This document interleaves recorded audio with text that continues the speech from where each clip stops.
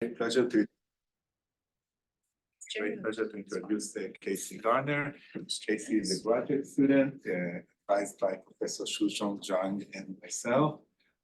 He's going to talk about improved convergence rates with Anderson acceleration for a large class of fixed point iterations. Right, so hopefully the screen is shared. Georgia, can you see the screen before I start talking? I can see it. Okay, fantastic. All right. Yes, I can see the screen. It's perfect. Thank you, Georgia. So as Professor Lehman said, today we're going to be talking about Anderson acceleration. And technically, I would tweak the slide just a little bit to say that it's a particular version of Anderson acceleration. If you've been around this area of fixed point methods before, you might have seen or heard the name Anderson acceleration, but it exists in many varieties, and we will talk about a particular one. Okay, let's get this working. Nice. All right, general overview. We'll get set up. We'll find our bearings about what we're going to talk about today. And then we'll move into a discussion of what is this algorithm, Anderson acceleration. Give you a good, hopefully a good understanding of what the algorithm is supposed to do. Sometimes when you give a talk like this, algorithms are very complicated and we're not going to spend, a lot of time trying to understand all the details. This algorithm is at a level we can all come through and understand why it's doing what it's doing and give some history and background on why our work is important. And the work is important because it is a new convergence result that establishes something we've seen in practice, but has not been proven before for the last half century, which always makes it kind of exciting. So give you some numerical simulations to show what are our results and what are our bounds. Go through a sketch of one of our arguments, and then finish with some potential ways in which we can expand into the future. So the problem of the day is fixed point problem. We've seen this before. I give you some operator, it moves things from Rn into Rn, and I want to find those points where my operator doesn't do anything. There's many applications. You can choose your own adventure or motivation for why you care about fixed point problems. I like optimization. So one example would just be, in the case that I have a convex function with a convex set, the fixed point problem is exactly the set of global minimizers. Or if you want to solve a linear system, you could always rephrase it as a fixed point problem if you so chose. So pick why you would want to solve a fixed point problem, and that is our discussion for today. And I want to give a few definitions so that we're all on the same page, but it'll be very brief. So anytime I use the norm for a matrix, it is just a standard 2 norm, lambda max, lambda min, or what you would expect, largest and smallest eigenvalues, no surprises. If I have a matrix and I say diag, I just get the diagonal matrix. This will be important to note. We're going to be talking a little bit about geometry today. So if I give you 3 points, the angle that I care about is the angle formed by the line segments P to 0 and P to Q when I give you these 3 points. And of most crucial importance for today is a rate. So we're going to be talking about our linear convergence factors. So very similar to just standard linear convergence, but it is an average understanding of convergence, which is where the square root of 1 over k shows up. But in many cases, this can just be the exact same notion of linear convergence that you are more likely familiar with. So these are the definitions we need to really begin our discussion today. So the classical, one more slide. 2 settings we consider in our paper. 1, simple linear setting. I have this affine operator. W is a symmetric matrix. We have our affine perturbation A, and I do want the eigenvalues to be bounded between -1 and 1. So it's a contraction. If I apply the fixed point method, it should give me something.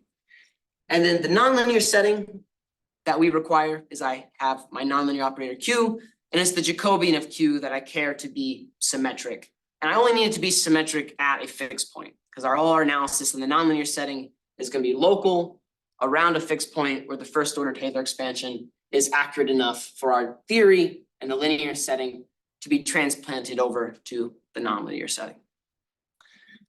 This kind of puts us in the realm of what we shall be discussing today. Now, you could always just use the classical approach. So I'm going to just continue to apply my operator Q over and over and over again, and hopefully in the limits, I'm going to approximate a fixed point. So if I have a nice, simple, fine setting for Q, where the norm of W is strictly less than 1 and it converges, I'm going to have my rate of convergence, and that rate of convergence is just going to be the norm of W. So we can run through the standard argumentation, but this is what we have in this setting, which is not too surprising. Now, I can think about the fixed point method and say, what is it doing and what does it lack? Well, one thing that it lacks is it doesn't take advantage of any of the prior information that you had. I only look at my local information and that's it. It's like I don't really remember where I was at in the past at all. And that is something we could deal with to try to improve what is going on with the algorithm in and of itself. So I am part-time a philosopher, I feel like, especially when it comes to algorithm design. So if I'm going to design an algorithm, it comes with pros and cons. So if I gain any information, it costs me something to get it. If I'm going to use information, it costs something. And if I want to save information, it costs something. And as I go through the iterations of my algorithm, I encounter information, or I get to compute information. So the question is why would you throw away useful information? And the important thing for you as you design an algorithm is what is useful to you, and what is the trade-off from the cost to gain something and the cost to hold on to something. And the whole spirit of Anderson acceleration falls into this idea of, I'm going to incur a cost to hold on to information with the hope that it's going to give me a payoff in the future as I go. And this leads us to the Anderson acceleration algorithm. The prefix windowed is there for a reason, and we'll understand that reason in a moment. So the Anderson acceleration method is very similar just to the fixed point method at the beginning. I give you a point x0, and the first thing that I do is I just apply the operator q, and I get my next iteration. This internal step is the thing that is different. What I'm doing is I'm taking the residuals, these q acted on the x's minus x, and I'm saying I want to combine them in the way to minimize this sort of summed residual squared of them. And I'm going to try to pick these coefficients alpha to minimize this value. And then I'm going to combine those prior operations of my operator q to get a new point. Okay? And I let the alphas live in a particular space. So I have this sort of like a fine subspace that I'm minimizing and trying to find the smallest norm, where the vectors that are building that subspace are the residuals, q of x minus x. Now, this is a relatively easy subproblem to solve. If you rewrite it and you change it up a little bit, you're essentially solving something that looks like this. It's just a convex optimization problem. And mk, this m sub k being the minimum of m and k, is corresponding to the depth of your algorithm. M is saying how many points in the past do I let myself hold on to calculate my next update. So if m is 1, I'm only going to use my current iterate and the one immediately in the past to get my next update. So if you wanted to, and this is one version of Anderson acceleration, is just to say little m is infinity. So I hold on to every prior iteration, but you can see why this could become a problem. The dimension of this subproblem in red grows as mk gets larger.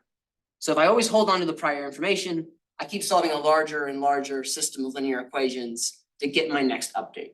So maybe you gain something in terms of iteration complexity, but you incur a cost, that cost being additional computation time.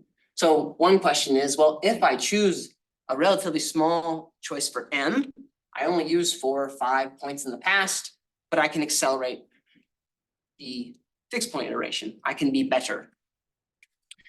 There's different ways people can arrange this. One thing that we did, this is the algorithm that we studied. One thing that you could additionally do is to add what would be called a dampening factor. And beta k, you could just fix it to be constant, or you could let beta k vary. And the idea is that the sum in blue on the far right is just the prior points not having q act on it. So you can use it as somewhat of an anchor if you let beta be less than 1. You're kind of using that as a place that you don't deviate as far from. In all of our experiments, we just only deal with beta k being equal to 1, and this is the form of the algorithm that we studied. Now, Anderson acceleration itself is not a new idea. Mr. Anderson in 1965 originally came forth with the idea in the context of integral equations. And people have utilized it and applied it, and they realize, hey, this is much better than the fixed point method sometimes. But it wasn't until 2015 that Toth and Kelley proved that the version of the algorithm I just showed you is not worse than the fixed point method. They never actually proved a positive result in the sense that they said the rate is better asymptotically. It just can't be worse than the fixed point method. And since to the early 2000 teens, lots of work has came out trying to understand how does Anderson acceleration behave. And one of the things that people have done is tried to understand like the gain that they call the algorithm, like how much improvement can Anderson acceleration give you at this iteration? And can I bound that in some sense? But there are plenty of open questions exist. And one of the open questions is, well, the one that our paper deals with is saying, can you actually prove there is a strict improvement on the asymptotic convergence rate over the fixed point method? And this has been an open question. This was a quote from a paper that I pulled from Sturck and he. There's a more recent paper from theirs a month ago where they again reiterate that this hasn't been done yet. I don't think they read our paper because it was a little bit before. So maybe someone else has done it. They did not see anyone do it. We have not seen anyone do it. Now, this conversation can get a little muddied in the sense that there's lots of variants of Anderson acceleration. And it all comes to how you utilize past information to update in your next step. So one version is known as the full memory Anderson acceleration. And that was the one that I alluded to. Set little m equal to infinity, hold on to all your prior information. And in this paper by Walker and Nee from 2011, they were able to show that this is essentially GMRES in the case that Q is affine. That is essentially what it is. And this paper by Walker and Nee was actually very important. It got some of the interest in Anderson acceleration going again. They showed lots of different applications where Anderson acceleration was a benefit. So, and actually that's kind of how we got into this paper. We saw Anderson acceleration was a benefit to an application we cared about. And this kind of led into these questions. Now, I think you can realize full memory Anderson acceleration, you're not really going to apply this in practice for any data set that takes some time to converge. So if it takes thousands of iterations to converge, you start getting linear systems that need to be solved, that are 1,000 by 1,000 matrices, and you're like, I really don't want to solve that every iteration. So one way people got around this is to do a restarted version of Anderson acceleration. And that is to say, you know what, I'm only going to keep up to 5 points in my memory banks. And once I have 5 points in my memory banks, I'm just going to dump everything and I'm going to restart the method again. So it's basically doing full memory Anderson acceleration, but every m iterations, you just restart the algorithm, use your last point as your initial point. This one has seen some positive results. So this paper from 2019, Booth and company, they were able to show that there was an improvement over the fixed point method if you use a restart. Sturck and company, last month, they published a paper where they proved a similar result, and it took them about a month to realize that this paper had existed and done it before. So it's very recent where people have been able to do this. The windowed version of Anderson acceleration is the one that I just showed you, where I'm always holding on to m prior points, and I just move the window along with me. So when I calculate a new one, I get rid of the oldest one, I add my current one, and I keep going. And this one has proved harder to study than the other two. So what I want to show you today is our results on the windowed Anderson acceleration algorithm. So I hope this gives us like some context of where we're at, why we're doing what we're doing. It's been 50 years between the original posing of the algorithm to Toth and Kelley, and it's been 9 years since Toth and Kelley's original improvement to ours. So hopefully we can somewhat wrap up the story just a little bit. Though there are new questions, and we'll get to that to the end. So here is a partial version of a statement that we have in our paper. And we'll walk through it slowly because this will be the result that we will talk about in the proof sketch. So we're looking at the affine setting. So Q is an affine function. The norm of W is strictly less than 1. If I apply Anderson acceleration, so AAM will just denote that I'm using depth M in my memory. We are going to converge R linearly, and the rate is going to be the square root of W naught times the norm of W. And W naught has this very scary, odd representation. I will tell you that this corresponds to a geometric question with regards to a circle and a line. And we'll talk about that circle and a line later in the talk. But the only thing that you really need to know right now about W naught is the fact that W naught is strictly less than or equal to the norm of W, and it can only be equal to the norm of W if the condition occurs where the largest eigenvalue of W and the smallest eigenvalue of W match in terms of absolute value. If that is not the case, it's going to be strictly less than, which means you have a strict improvement over the convergence of the fixed point method. This ratio here is essentially showing the per two iteration gain that Anderson acceleration yields. And from this inequality, you can then show that the R linear convergence factor is the square root of W naught times the norm of W. So this is giving you a bound on how much you can improve every two iterations. Now, you can make this result slightly stronger because one thing that this result did not talk about at all is M. This was independent of M. As long as M is greater than or equal to 1, which should have been written somewhere on the slide, but which wasn't. If M is 0, it's just the fixed point method, so it has the same rate.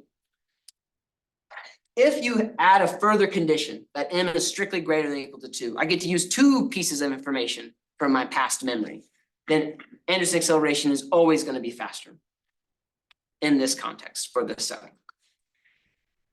But if you do have M is equal to 1, and you do have this matching of the absolute value of the largest and smallest eigenvalues, you can generate examples where it doesn't improve, it's just the same. You can have Anderson acceleration give you the exact same iterations that the fixed point method gives. You have to construct an example, but you can do it. Now, because what we can do in the linear setting, it makes sense that if you wanted to move to the nonlinear setting, it's possible. You now just have to focus yourself on some local convergence analysis for the method. One thing that we need in our theory to make it work is we change the sub-problem slightly. So beforehand, you don't have this bound. The alpha sub j's can be unbounded. So for the theory to hold, we do need to say that, the nth norm of the alphas has to be upper bounded.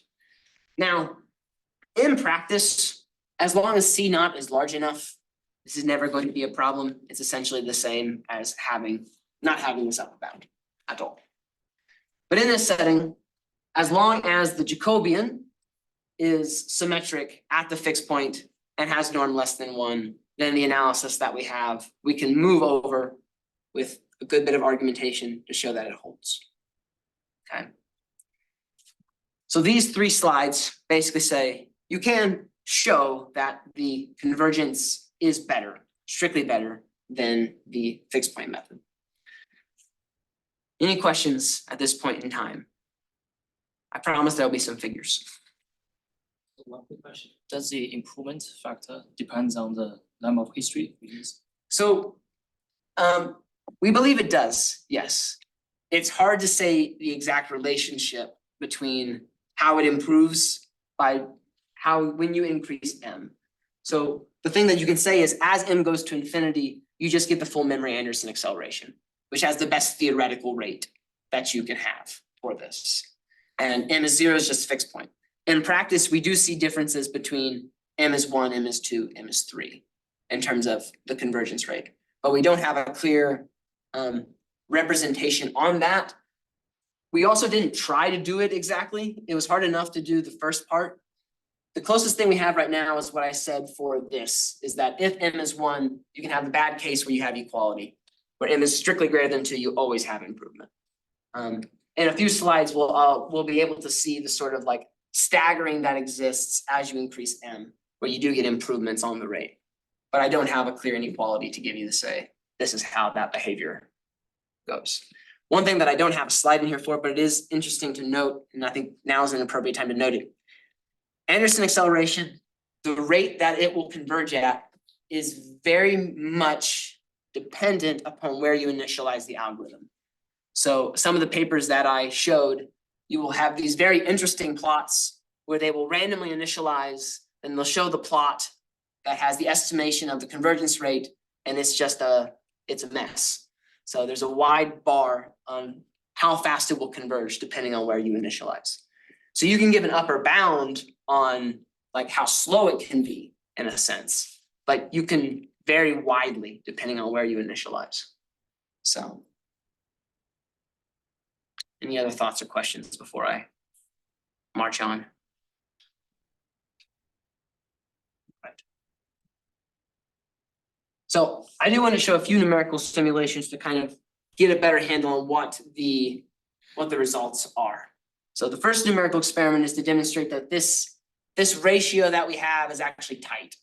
Like there are cases that you can show where there's not much wiggle room on the right side of this.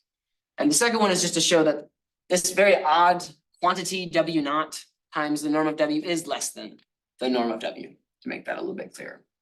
So very simple example, I'm just going to have a diagonal matrix W1. The eigenvalues are spread out between -1 and 1.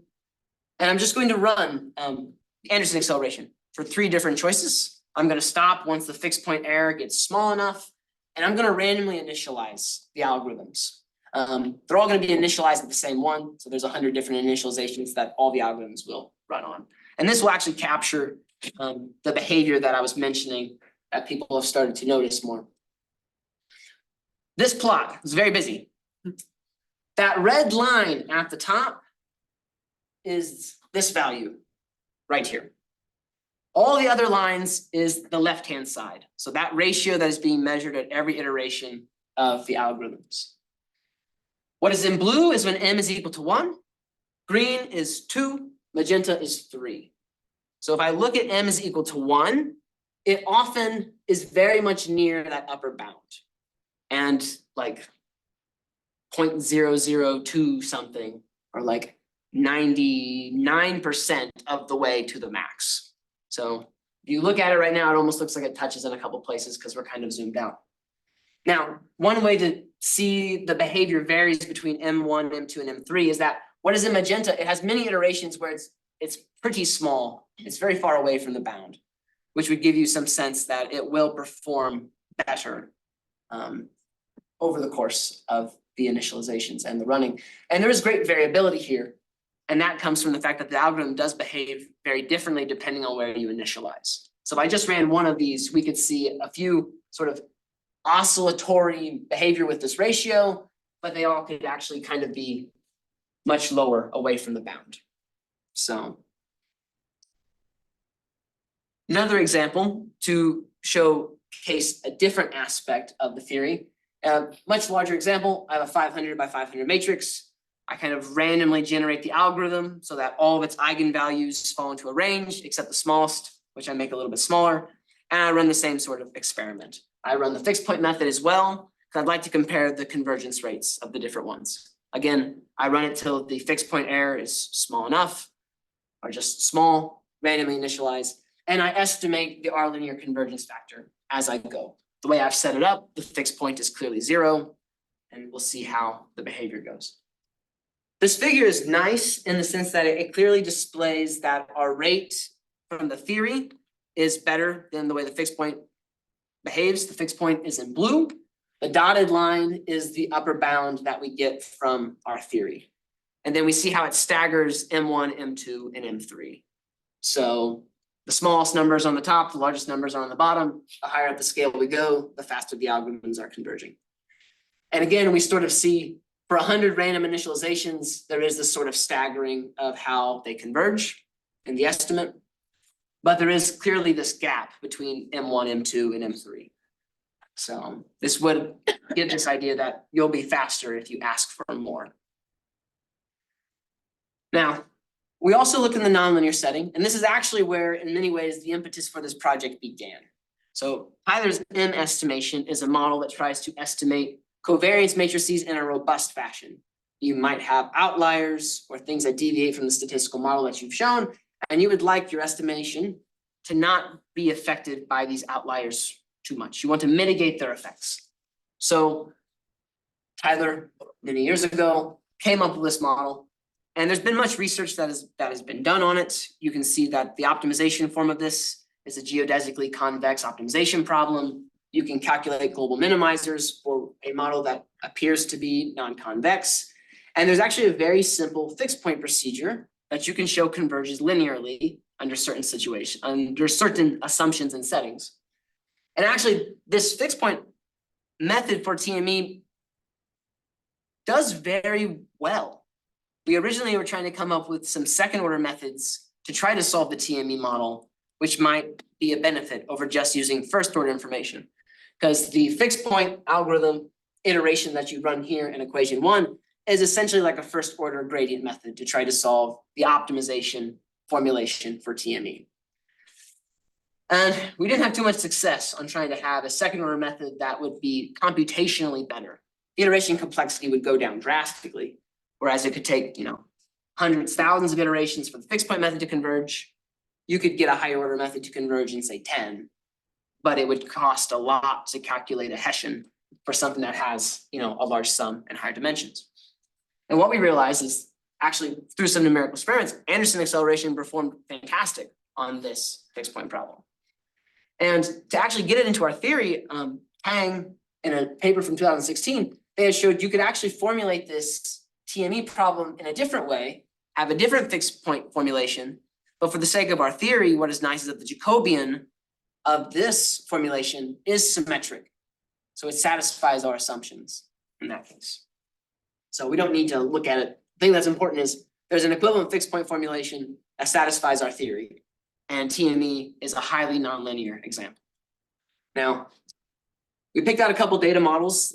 Data model 1, only thing that you really need to know is that it's a standard model that exists. SP is a shape matrix. Zeta is drawn from a normal distribution. You get yourself a data set. The thing that's important about data model 2 is that this is an inlier and outlier model. So the columns of X are your data points in your data set. The important thing to note is this 0 here, and this little d is half the dimension of capital D. So you have a sense of noise that is in the entire ambient space of R100, and you have this smaller subspace that is present, that is in D, little d is 50. And we have distributed the points where there's sort of almost an equal number of points that are on the subspace, but that are spread out through the surrounding area. Now, the nice thing to see is that it does match our theory. The dotted line is our rate estimate in the nonlinear setting. And again, you sort of see the stagger for the different versions of Anderson acceleration and how they perform, where the fixed point method for TME is below our bound. So the important thing from this graph is the fact that there's a gap between the dotted line and the first red line, and there's a gap between the dotted line and the blue lines, which shows our rate shows an improvement, and all of our algorithms are performing better than the rate. Now, the next figures are some of my favorite figures, because the whole point of Anderson acceleration as we got into this was to say, is it better computationally than the fixed point method? And what we noticed was it was much better.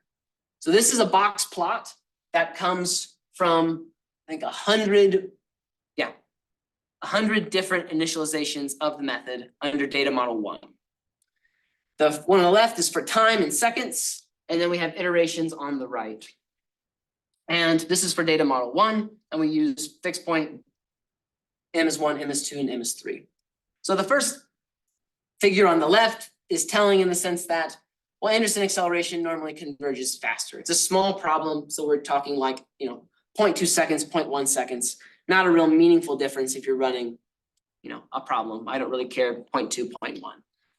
The great gap in the iterations is nice to see, and we do see improvement as we increase M. Okay. This is data model 1. Data model 1 is much simpler. The inlier outlier model is the one that is much more interesting. It's always great when you have to change the scales on your box plot when you're comparing algorithms. So I switched them around. Iterations is on the left. The fixed point method struggles, taking 3,000 some iterations. The Anderson acceleration methods are taking, order 10. So M is 3, it's just clustered around like 20 iterations. The nice thing is with regards to time is because the fixed point method is taking on average about 8 seconds to come to a solution, where Anderson acceleration is taking less than 1, And for most of the iterations for when m is 3, it's less than half a second. So, and I am being fair. All the methods are converging to the same solution. I can check that they're all converging to the same thing. And Anderson acceleration is outperforming head over heels better than the fixed point method. And this was something that we noted and we're like, well, what can we do with this? And then it became a question of proving convergence, which is a little bit different than the original inspiration. But I think this is a fun figure to be able to say.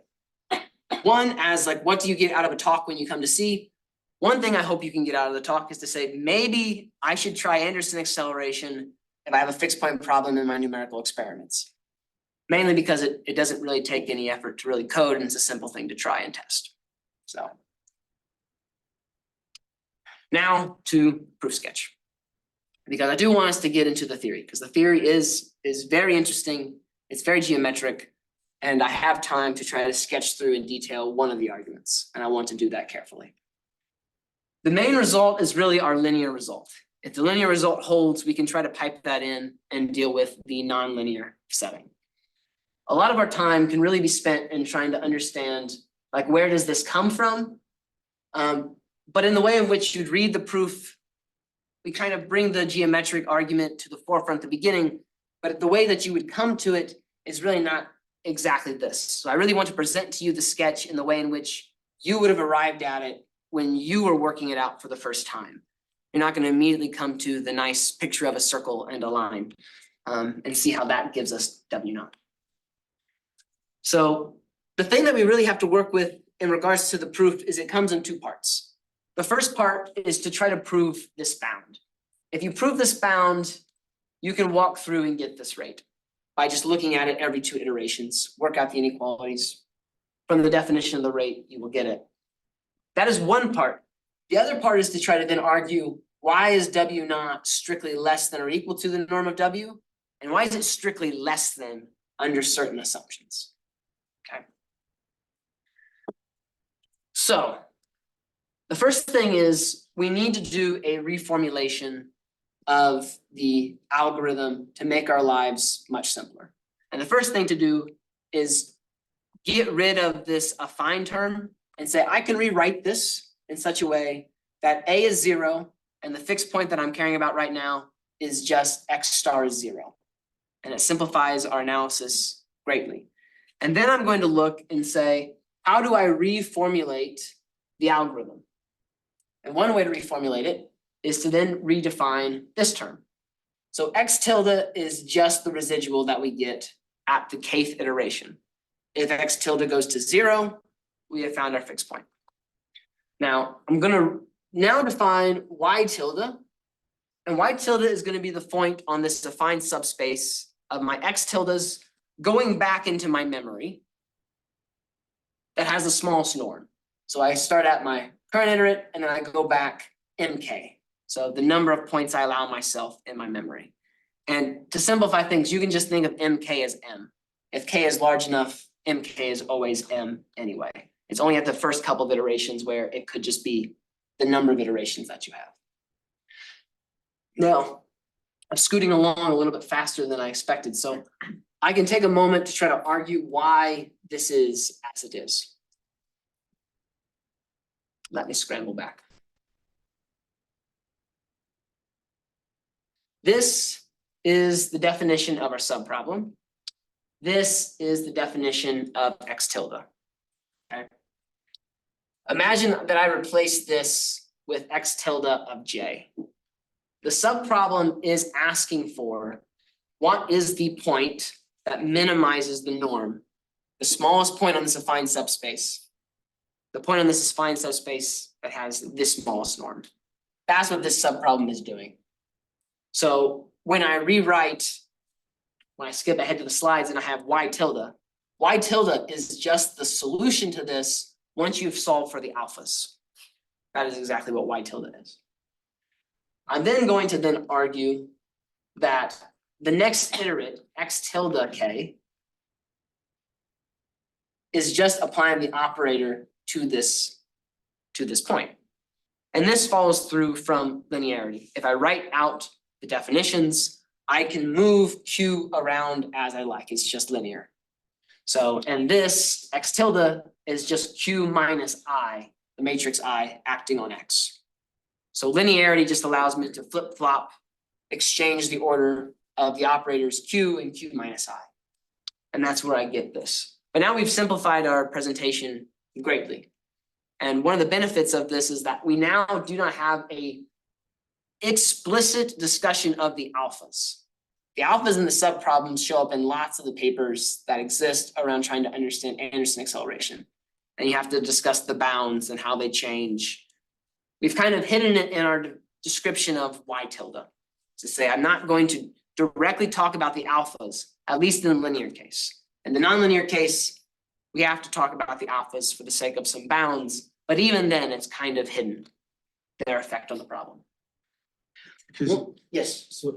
so what is the beta K? How do you choose the beta? So the beta K for us, we did not have it in our algorithm, so we just always chose it to be equal to 1. And the nice thing in the linear setting is that if I add beta K, it doesn't really change the analysis much. You end up in a term in the analysis that looks like beta times the identity. It shows up in the formulation. So in terms of the theory, it doesn't really change much in the linear setting. And for that reason, we just didn't put it in the paper. I think we have a note somewhere that, yeah, we have a note in one of the sections that says, if you add the beta Ks, it will change the analysis slightly, but it's basically equivalent to changing how you're defining Q. So it's still a symmetric matrix. It still has eigenvalues between -1 and 1. So it doesn't really change the analysis that much. So, and I've not done enough experiments in practice to say what actually is the benefit of beta Ks. I have some hunches, and we can actually kind of get into that in one of the last slides, because you have all these variants of Anderson acceleration, and you have different theoretical results. And there's always the question of like, which one is better in practice? So one question that you might have, I'm kind of getting ahead of myself, but that's all right. I have this windowed version of Anderson acceleration where I always hold on to this information. And then I have a restarting version of Anderson acceleration. I think one can imagine that there's times when your algorithm is running where it's actually better to get rid of prior information and start afresh. Because maybe for some reason, the prior in iterates is actually biasing your algorithm to go in one trajectory as over another. And eventually it will correct itself, but it might take a few more iterations before it corrects. So you can imagine a setting where restarting an algorithm might actually be better as opposed to always holding on to more information. I don't have a direct understanding of what that is, but I do have a figure to at least corroborate some of my ideas. So, all right, back to the proof sketch. Simplified reformulation. Whole point is to make the operation seem simpler. I get rid of this discussion of the alphas. They no longer have to take center stage in the analysis at all. And now I need to try to prove our bound. We need to try to prove that this is strictly less than or equal to W times the norm. And right now, as I'm kind of doing the sketch, I haven't really defined what W naught is. We'll see where it comes later on. So just trust me right now. By the definition of X tilde, these two are just the same. So it was W minus the identity was how we were defining X tilde. So these two are exactly the same. And now I'm going to try to deal with this bound on this side. And the first thing that I'm going to do is, well, by the definition of y tilde k, y tilde and x tilde k plus 1, they're just related because I apply w to y tilde k plus 1 to get x. So the norm of xk plus 1 is always going to be less than or equal to the norm of w times the norm of y tilde k plus 1. And using that relationship, I can link these two together. That if this is true, then it implies this is true. I can multiply both sides by the norm of w, and then x tilde k is strictly less than the norm of w times the norm of y tilde k plus 1. So this inequality implies this inequality. We're still not quite yet to a place that we would like to be. to simplify geometrically what's going on. And we fixed that by defining a new term y hat. And it's gonna be the projection of the origin onto the line segment that's formed by my prior two iterates. So you think of Anderson acceleration in the case m is equal to 1. Now, because y hat is only gonna be the smallest point on the subspace from these prior two iterates, it has to be strictly greater than y tilde k plus 1. Because this is the smallest thing on the entire subspace. And this line is in that subspace. But now I can then replace and say, well, you know what, I'm just gonna try to show this now. I'm going to deal with this. But this has a nice sort of geometric understanding of what's going on. And that geometric understanding comes from a slide that we're gonna take some time on. So, all right. I have y tilde k here, x tilde k minus 1, my origin, the center of some circle. We'll talk about where that circle came from. Y hat is the projection of the origin onto the line of x tilde k minus 1 and x tilde k. Now, what is x tilde k? Well, x tilde k came from applying the matrix W to y tilde k. That's the way it is always described.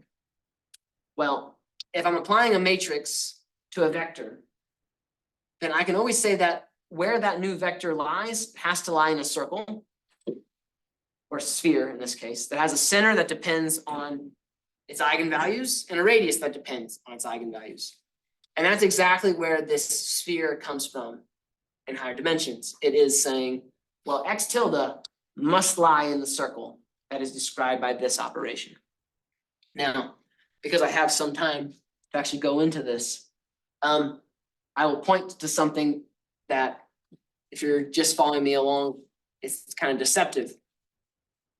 N can be very high dimensional. We're not necessarily in n is 2. So a two-dimensional representation of what's going on might seem a little strange because it is kind of strange. The nice thing is that by the way everything is structured and what we really need, I'm trying to understand this ratio. And there's plenty of operations that I can apply to these vectors that doesn't change this ratio at all. If I scale all of my points, this ratio remains unchanged. If I apply an orthonormal matrice common to all the points, this ratio doesn't change. So I can scale points, I can rotate points, I can move them around such that I actually can say, well, this representation of y tilde k is really at the point 0, 1, however many more zeros you need because of the dimension we're in. And x tilde k minus 1, well, it lies on this plane so that it has some first coordinate, y is 1, and a bunch of zeros. And I can have this pictorial representation of what's going on. Additionally, I can actually argue that x tilde k actually has to lie in this slice. It's not lying somewhere else inside the sphere. That takes a little bit longer, but not too much longer to say. But the nice thing is now I want to understand this ratio. I want to be able to show this is less than or equal to W naught. But this has an understanding as just this sine of this angle. And this is exactly where W naught arises, saying, can I bound how large the sine of this angle can be? And the bound on this sine of the angle is exactly where W naught comes from. So what else do I want to say on this? Okay. One simple thing to see is that if I want to make this angle large, I need to move x tilde to the boundary of the circle. I need to open this up a little bit so that this line is now going to be tangent to the circle. And regardless of how we're seeing this in higher dimensions, we can always imagine the angle will always be maximized if I move it to somewhere on the boundary of the sphere. It's not going to be internal to the sphere. Now, this problem, the question of bounding this angle, can ultimately be phrased as the following geometric question. Is that if you give me this circle, whose center and radius comes from the eigenvalues of our matrix W, I want to find the largest angle that's formed between the origin, P and Q, where I let P be anywhere on that line, y is equal to 1, and I let Q be anywhere on the boundary of the circle.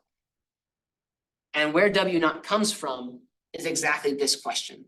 What is the largest possible angle you could get if you have this movement of these geometric objects?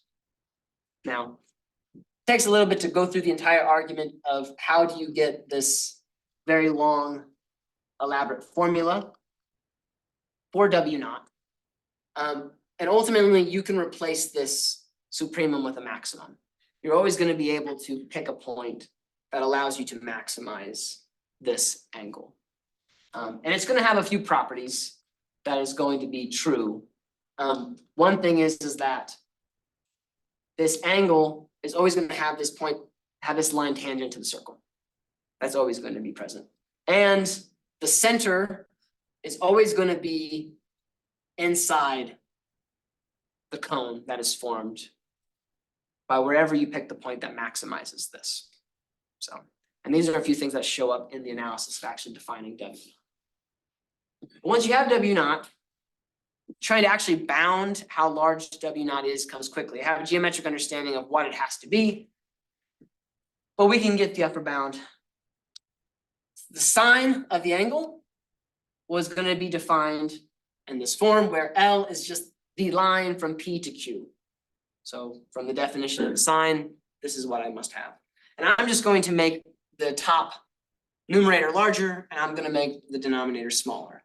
So R is 1 unit away from the origin. And as O to P is just the hypotenuse of a right triangle, I can make the denominator smaller by just replacing it from the distance from the origin to R. So it's just going to be 1 at the end of the day.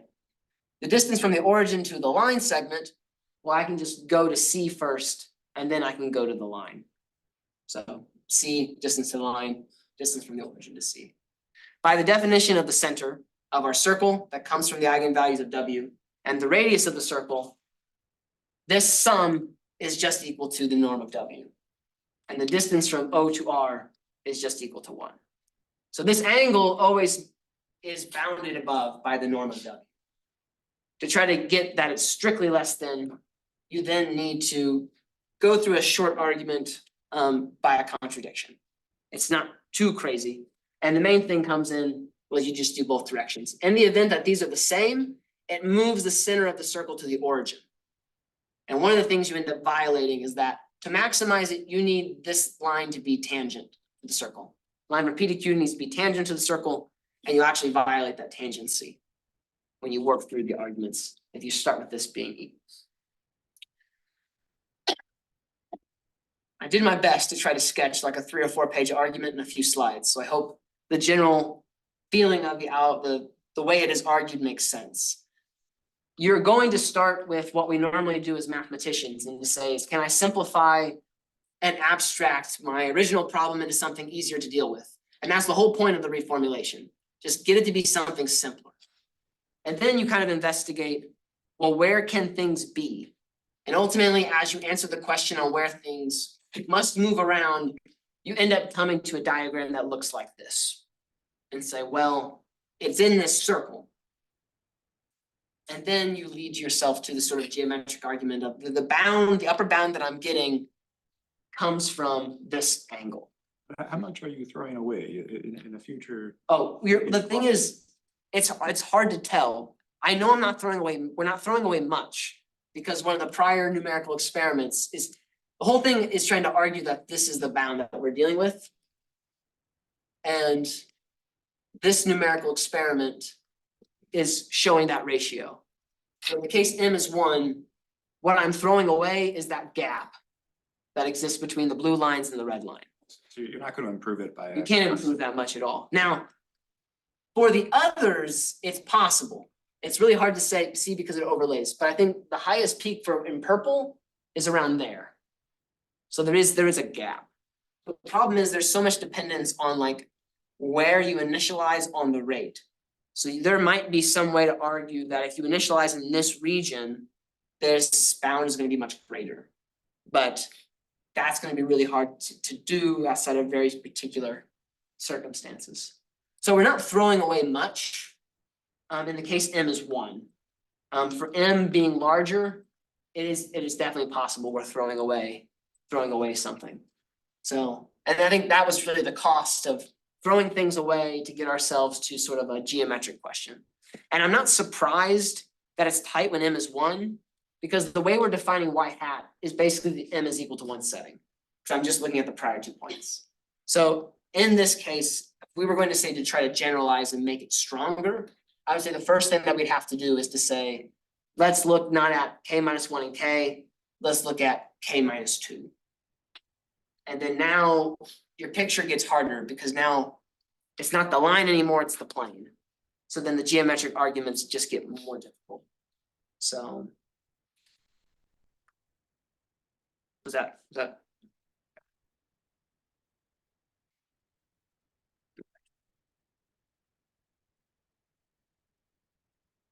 Now. I'm a little over 50 minutes, so I don't have any 2 slides left. So one question is, how can we extend this into different questions moving in the future? One question that is very straightforward to ask is, can you deal with non-symmetric cases? Everything that we mentioned today was all about having a symmetric operator. Maybe. We're not sure exactly the best way to deal with the non-symmetric cases. There's probably something we could prove pretty readily by having some sort of bound on how far your operator is from being symmetric. But how to deal with just a direct non-symmetric case, not really sure. The second one is actually trying to understand, why do different versions of Anderson acceleration behave differently? So, and a great instance of this is the 2 TME models. So the one on the left is data model 1. One on the right is the inlier outlier model, data model 2. And what is pictured is 3 different versions of Anderson acceleration: the full memory version, a restarted version, and the one that we studied in this presentation, the windowed version. In the much simpler setting, data model 1, the restarted version of Anderson acceleration is in black, and it's a small dimensional problem. It's basically performing the same as full memory Anderson acceleration. Whereas the windowed version is doing worse, like it's 3 times as many iterations to converge.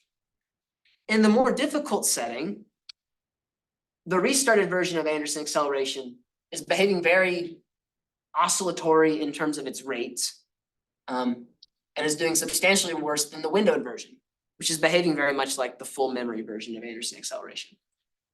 I don't understand exactly why this is the behavior that we see. Again, I think it comes back to this concept of, there might be times in which it is better for you to get rid of old information because it's actually changing the trajectory that you're currently following. And sometimes it's just better to get rid of that prior information and move forward afresh. And that's what's happening with the restarted version, where in the much simpler model, it's doing better. Whereas in the more difficult model, it is doing much worse. So how can you maybe do this in an adaptive fashion? I don't know. There might be a way to have an adapted version of Anderson acceleration that accompanies a windowed version and a restart version to say, something's wrong with our trajectory, restart and move back to a windowed version. You know, something for further. But at this point in time, I've expended the amount of time that I have. Thank you all for listening, and I'm happy to take any questions.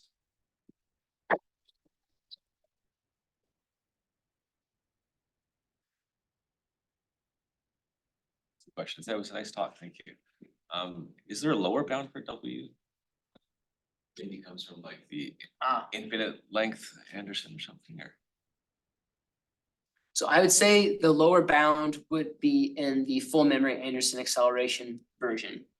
And our argument is, I think, is very unique to ourselves. And because those 2 algorithms are very different, I did not look in depth at that paper. The claims is that it is like GMRES in the setting that we studied here. So I know that would be our lower bound in terms of a rate, but I don't know. That's actually something that we should have added to say, like, actually, how far away are you? And could we sort of push this relationship between M and the actual upper bound that we see? But the lower bound, I think, would come from that setting. so what is it for GM res? Is it like Does the rate become the square of the norm or something, or? I'm just thinking about other accelerations where you get the square root of the Mhm. condition number. Is that kind Yeah. of what happens here or something? I'm not sure. I would have, because that happens so much in other cases, I would assume some result like that would be what we would see. But. How does all this stuff relate to the other kinds of acceleration like Nesterov and Ah. heavy ball and these things? Is there some direct relationship or not? So I think the most direct relationship is the spirit of using prior iterates to shape your trajectory. Whether that is having a predetermined like way in which you combined your most previous iterate. Whereas for Anderson acceleration, it's very much just. It's not. Intelligent is not the word that I want to use. It's basically saying, I'm gonna solve a subproblem instead. Is there a direct relationship, say like Nesterov's acceleration? Or a heavy ball? I don't know if I'd say so for Anderson acceleration. There are some relationships, and the best written version of that relationship is in the acceleration monograph by Gasparov and two other authors who I'm spacing on. They have a section where they discuss Anderson acceleration, but it's a particular version of it, and it's not the windowed version that we were studying here. So we had a not so fun discussion with some reviewers about that. So that's a story for another time.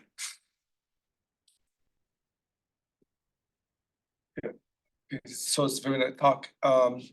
Was just wondering, is there any special, I mean, I can understand very well that you use Euclidean norm. in Yeah. general, Right, in this, to find your alpha. But other than being geometrical and easy, maybe. Yeah. To compute, is there any particular reason why not using other norms? For instance, you can imagine, you can even use a kind of like a scaled version of Euclidean norm. Yeah.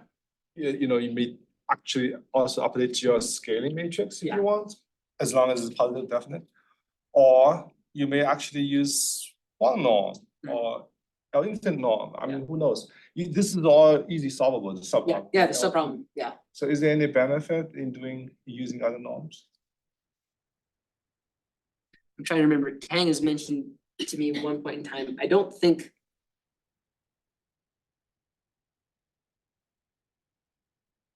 The analysis won't change drastically depending on if you use a different norm. But I don't know what the benefit would be. Though I could see there might be a benefit if you have a tailored norm that depends on the local geometry. That might be possible. And since we're basically working at like the constants that are present for the general type of rate of convergence, there might be a way of actually improving the convergence rate if you change the strict form of this problem to include a different norm that depends on the local geometry. But I have not seen anyone do this. So So, there's a work by Townsend and Okay. two other authors where they use a sub-Bolivar norm. okay, And I think it's kind of because of the application we're working Mhm. on, and it's actually beneficial for them. okay. I think that'd be a question of tailor norm to your problem and what type of improvement you could get. You mean the constraint, for instance, if you restrict your alpha to Yeah. be like in one norm Yeah. and one and something, then you may end up with maybe sparse Mhm. alphas, which Yeah. may be also beneficial, right? Then you don't need to carry a lot of. Yeah. I mean, those probably need to be figured out if you do experiment. Yeah. Experimenting with those. And I think a big experiment is where to go at the beginning because of the geometric nature of our argument, you wouldn't just take our argument and then apply it No, directly to no, no. another one. If you were going to say, have a norm that depends locally on the iterates in some fashion, it would have to change. Yeah, that would definitely have to change. Another comment I would think is that I think, for fixed point, applications of fixed point, kind of argument is one application is very relevant, which is Markov Yeah. decision model, right? basically, so Markov decision problem can be reformulated as finely fixed point, right? So have you tried to apply this No, idea? no, and somebody might have done it, I could see that being the case, though no one had applied it to TME before, as far as we are aware, so. I think there's lots of instances where Anderson acceleration will give great benefit in applications, mainly because it doesn't cost much at all to implement. So in terms of iteration by iteration basis.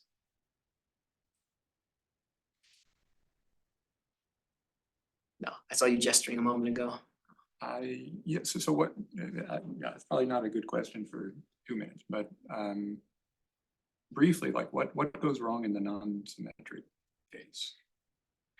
I mean, it doesn't, I wouldn't say anything goes wrong, particularly besides the fact you need a bound on the alphas, because it is possible that it gets skewed in a particular fashion where they can grow large. The only real difficulty is that you really just have to be careful with constants. There's nothing too crazy with regards to it, other than the local analysis takes some work to try to pipe over the same thing. At the end of the day, what you'll get that you have to argue for is that, some of the geometry doesn't hold, and you need to be able to deal with like slight perturbations of it.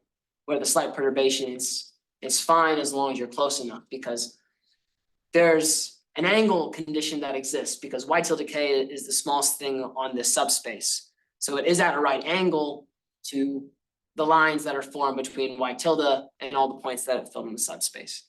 So in the case that you had to solve a different subproblem to bound some terms, the second order terms needed to be bounded, and you use the bound on the alphas to get that. But now you need to deal with the fact that it's possible the y tilde k is not actually at a right angle here to the lines that it forms with all the points in this subspace. So there's a slight perturbation that exists here. And then the sphere here is not exactly accurate because you're not doing a linear operator anymore. It's now nonlinear. So if I'm close enough, it still works, but now I sort of have like a fuzzy sphere that I'm dealing with. So it's a slight perturbation as well. So you have to deal with the perturbation on the angle, which messes the geometry up a little bit. And then you have to deal with it's not quite a sphere, it's a little bit bigger than you might need it to be. So it all works fine, but it's just really the details of getting it through. Okay, so, but you lose, what do you lose at the end of the day? You end up getting the same type of rate. So, but it's very local. You say if I initialize close enough, then I'm fine. In the sense that I need to initialize close enough, at the bare minimum, the fixed point method would converge if I initialize there. So you lose any sort of globalness to it. You just have to be local, and then mind your P's and Q's as you're dealing with the constants in a local analysis. Thank you.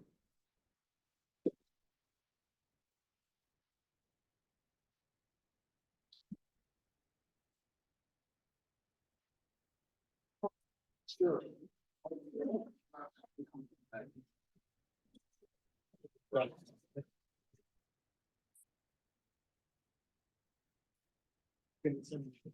Yeah, I can always send you the slides. And I can send you the newest draft of the paper. Without, we're gonna submit it this week. We should get it submitted after dealing with the annoying stuff with the AI stats submission. But so that wasn't fun. So it sounds like the worst case is the C is the O, and then. Yeah, at the C is O, it can be bad. It's just Yeah. one thing. So, and it doesn't have to necessarily be that it'll be the same rate, but in that case, it could be the same rate. So, See, I'd have thought you'd use an ellipse here, aligned with Yeah. eigenvectors for W or Yeah. something. So so would that be tighter?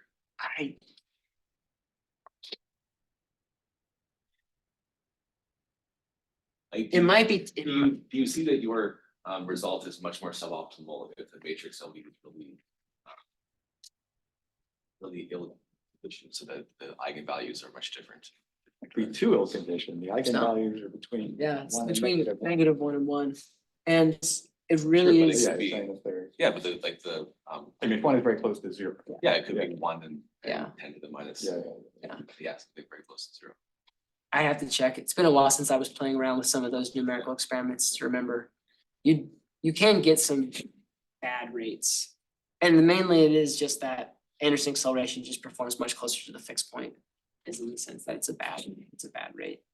No, But the ill conditioning brings up an interesting issue, Yeah. especially when compared to things like GMRs. Yeah. Those methods certainly conjugate gradient, but Mhm. I think also GMRes suffers. Like it works a certain way on paper and you get the square root condition, Yeah. and then it just totally fails, right? When you have any reasonably big condition. Yeah. Because you lose orthogonality. yeah, So when you have your system, Mhm. like if you have an ill-conditioned W, what is that system, can you just, I guess it's not the Yeah, same, because you're not it's sort of not the s- using. I think it's better because you're always getting the best weights Yeah. every time, right? And you're getting the best It's amount of all time. solving a line graph, yes. And the other yeah. thing is that, like, if I'm, because most of these, I don't run anything more than like just 3. So I'm solving a 3x3 linear system. I'm not too worried about bad numerical things happening on a 3x3 linear system.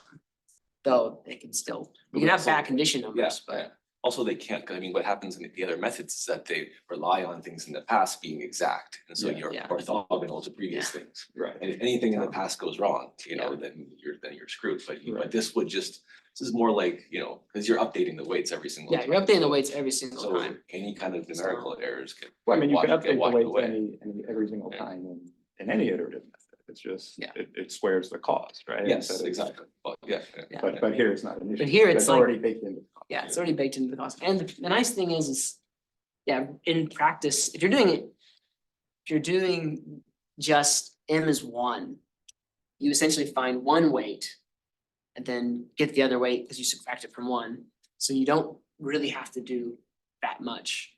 So it's a very cheap way of just trying to see if it helps.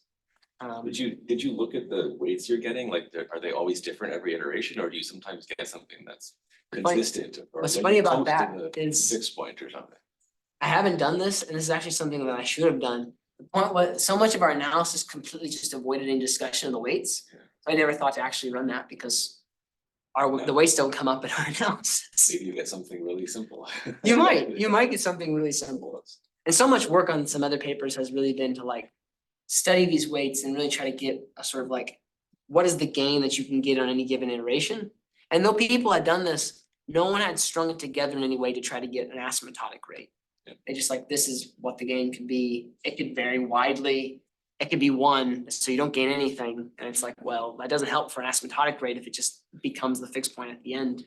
So yeah, that was kind of strange. Yeah, we had some annoying things with the reviewer for the AI stats submission. So, So did you prove the nonlinear case in your paper? yeah, Like you yeah, said, no, yeah, we did. So we had, Yeah. the proof was not as, Yeah. the proof wasn't as clean as we would have liked it. It's much cleaner now. But we had 4. But it's nonlinear, but in this talk, Yeah. it was symmetric as well as the. Symmetric, so in the first part of it is that it's an affine operator in the matrix and it's symmetric. Yeah. In the nonlinear case, all we need is that the Jacobian matrix at the fixed point is symmetric. And then the local analysis around that solution. Yeah, But as long as in that's the the- fixed point. In the linear case, what happens in the non-symmetric? What happens in the We non? don't know, we don't know what happens in that case. That's actually what I Yeah. meant to ask. Ah, okay. Instead of saying non-symmetric, said the wrong thing, but. Okay. But now I can ask the real question. What changes fundamentally?